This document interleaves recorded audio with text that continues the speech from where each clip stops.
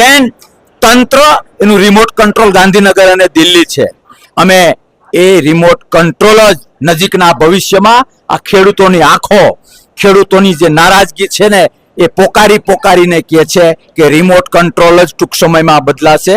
ભવિષ્યમાં આ સરકારને ખેડૂતોનો આક્રોશ ઉખેડીને ફેંકી દેશે અને માવતર પાર્ટી કોંગ્રેસને, ખેડૂત પ્રેમી કોંગ્રેસને મોકો આપશે એ 100% ભરોસો છે. જી, સુરેન્દ્રનગર આવ્યા છો, તમને ખ્યાલ હશે થોડા સમય પહેલા પણ તમે સુરેન્દ્રનગર આવ્યા હતા તમારા મિત્ર રાજુભાઈ કરપડાને મળવા માટે, એમને કોંગ્રેસમાં આમંત્રણ આપવા માટે. એ કોંગ્રેસમાં ન જોડાયા.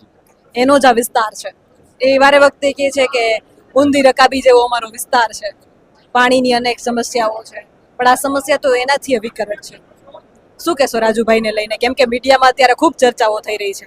જી, કોઈ વિસ્તાર જો લોકશાહી, હું અવારનવાર બોલું છું કે લોકશાહીમાં લોકો કાયમી કોઈના થયા નથી. બીજેપી હવામાં હોય તો હવા કાઢ નાખે અને વાત એ રીતની હોય તો કોઈનો વિસ્તાર હોતો નથી. એ તો આપણા મનના ભ્રમ છે કે આ વિસ્તાર મારો અને આ વિસ્તાર મારો.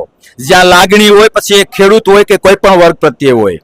એટલું હું ચોક્કસ કહીશ કે માત્ર ખેડૂત નહીં, પરસેવો અને પાડીને, પરિશ્રમ કરીને, ખાસ કરીને મારા કિસાનો ઉપર કોઈ પણ પાર્ટીનો કોઈ પણ નેતા પોતાના રોટલા શેકતો હોય, ખેડૂતના ખભે પગ રાખીને દેશનો કોઈ પણ નાગરિક ખેડૂતનો ઉપયોગ કરીને પોતાના ચહેરાને ચમકાવતો હોય તો બેન, નેતા તો દૂરની વાત, હું વ્યક્તિગત એને માણસમાં પણ નથી માનતો.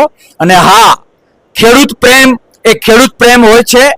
ક્યાંક ને ક્યાંક કોઈ પણ ખૂણામાં સંતાઈ જવું એના કરતા ખેડૂતોના કામ કરતા કરતા શહીદ થઈ જવું એ લોકશાહીમાં બુદ્ધિનું કામ છે. હવે લોકોએ નક્કી કરવાનું છે કે બુદ્ધિનું કામ કરવું કે લોકો મૂર્ખ માને એ કામ કરવું. જી.